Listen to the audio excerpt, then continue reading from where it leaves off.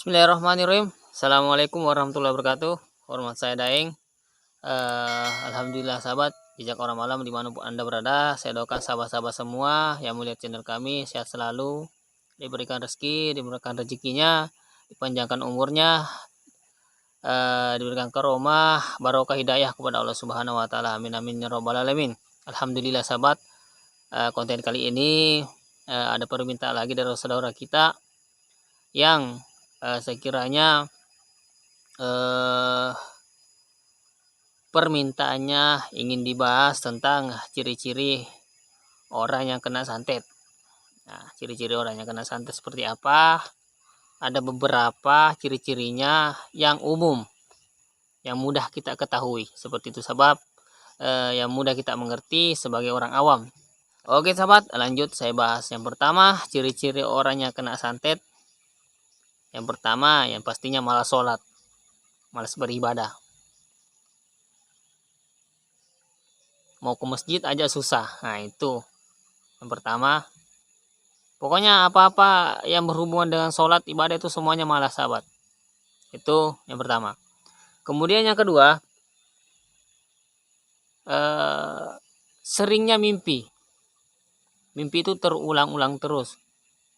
Dalam arti mimpi buruk. Nah, mimpi buruk. Contohnya sering dikejar, mimpi dikejar-kejar pocong, ya kan? Mimpi dikejar-kejar hantu, mimpi dikejar-kejar setan, mimpi didatangi ular, mimpi dikejar ular, mimpi digigit ular. Nah, seperti itu sahabat. Pokoknya mimpinya itu buruk terus, tidak pernah mimpi yang bagus. Dalam arti hampir setiap malam dia mimpinya buruk. Nah, seperti itu. Itu contoh yang kedua yang harus diketahui dan diwaspadai. Kemudian yang ketiga, munculnya gejala-gejala fisik di badan kita. Nah, mau tahu gejala fisiknya seperti apa? Contohnya sering sakit kepala,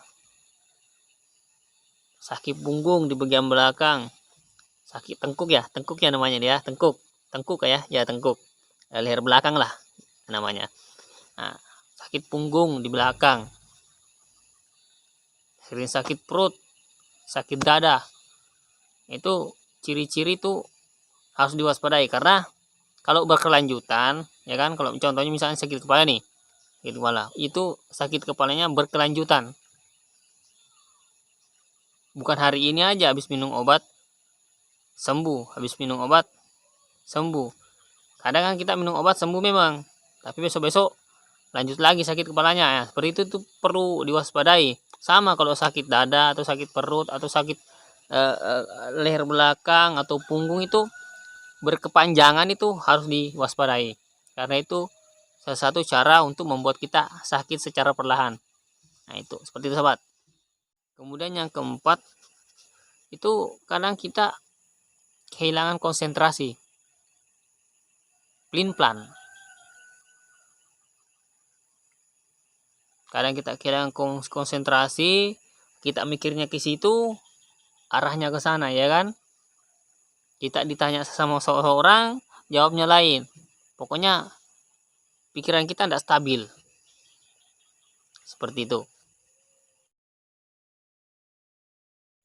Susah tidur. Bahkan tidak bisa tidur karena gelisah.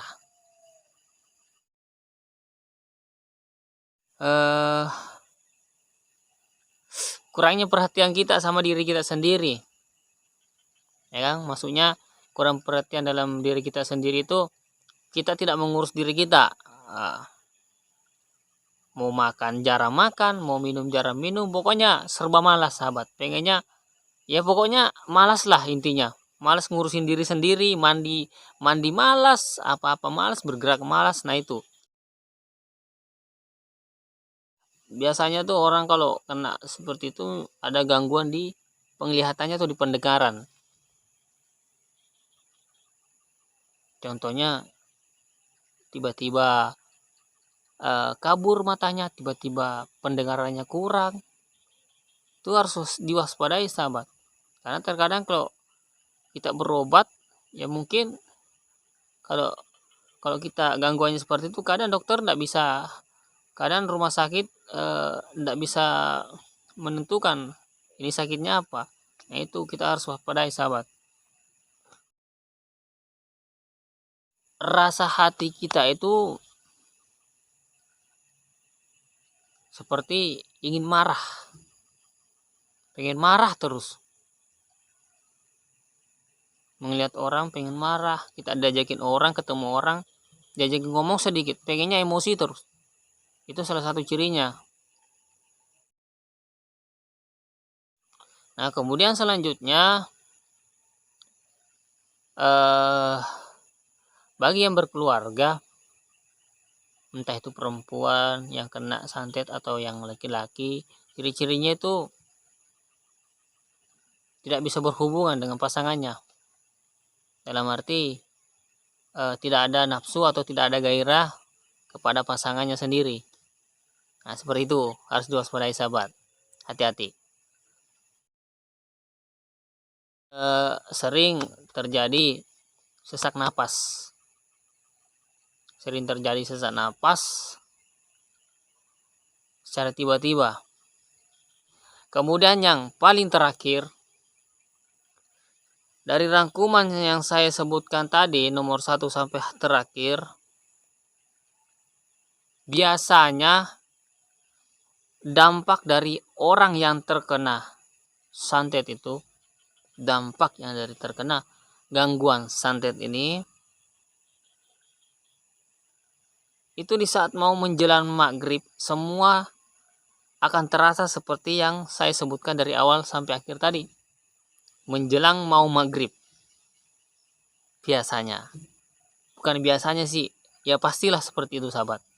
Mau menjelang maghrib, maghrib ke atas, malam sampai pagi. Nah itu titik-titiknya di mana kita sangat-sangat merasa hal-hal yang aneh-aneh tersebut.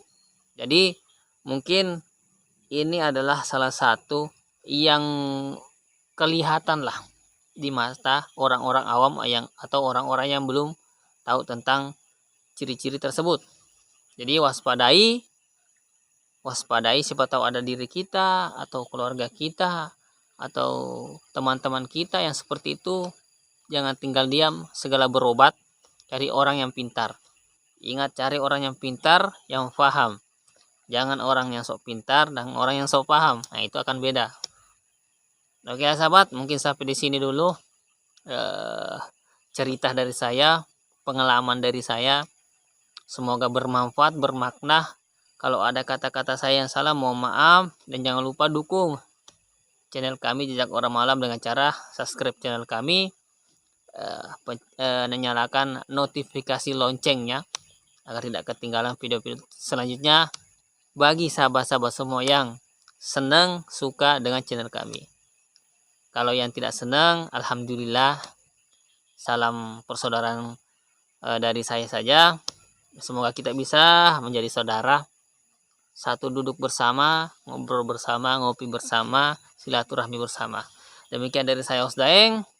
Akhir kata, assalamualaikum warahmatullahi wabarakatuh. Salam persaudaraan.